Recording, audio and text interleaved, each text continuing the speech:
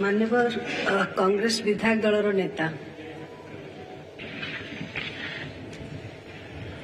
मान्यवर वासुदेव महोदय, मान्यवर गृहर नेता तथा मान्यवर मुख्यमंत्री महोदय, मान्यवर विरोधी दल नेता और राज्यर मंत्रिमंडल परिषद समस्त सभ्य और मार्क्सवादी पार्टी कम्युनिस्ट विधायक दल नेता एवं गृहर उपस्थित मान्यवर सदस्य सदस्यवृंद, आज मान्यवर मुख्यमंत्री गृह जो विगत मानकर वियोग शोक प्रस्ताव आगत करती मो दल और समर्थन कर स्वर्गत मुरलीधर चंद्रकांत भंडारी ओडिशार पूर्वतन राज्यपाल तारीख 10/1992 दिन महाराष्ट्र राज्यपाल मुंबई ठारे जन्म करते।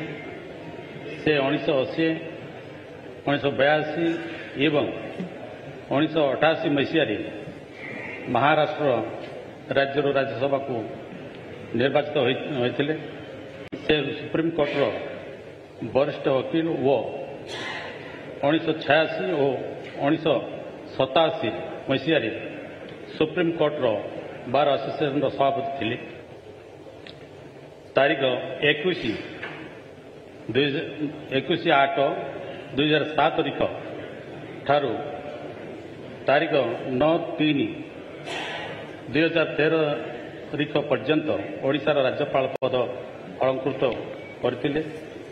तांकर तारीख 15/6/2024 दिन 95 वर्ष बयस मुंबई ठारे परलोक होइछि।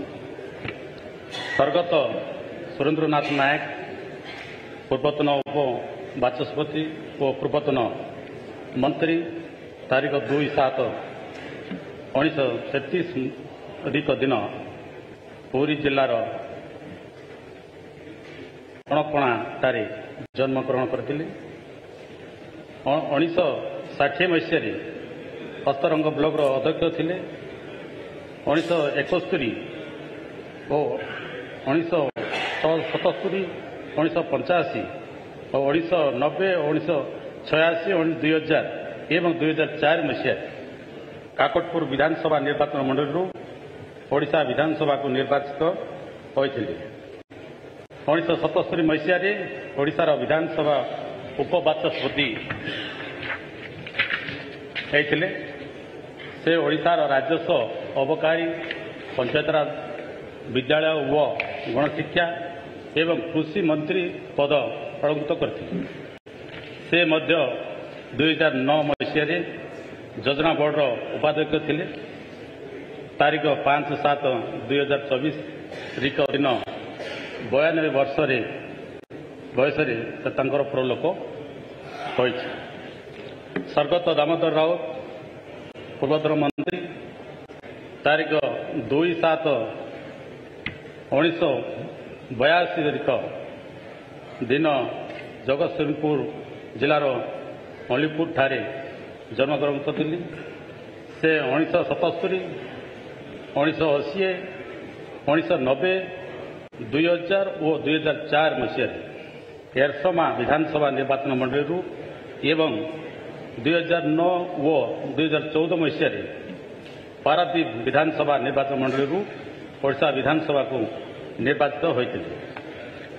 से ओडिशार गोष्ठी उन्नयन अधिकारी व सामाजिक कल्याण सूचना और लोक संपर्क पंचायतराज महिला और शिशु विकास संस्कृति समवाय कृषि मत्स्य पशु संपद विकास स्वास्थ्य परिवार कल्याण और अणु क्षुद्र व मध्यम उद्योग एवं अबकारी मंत्री थे।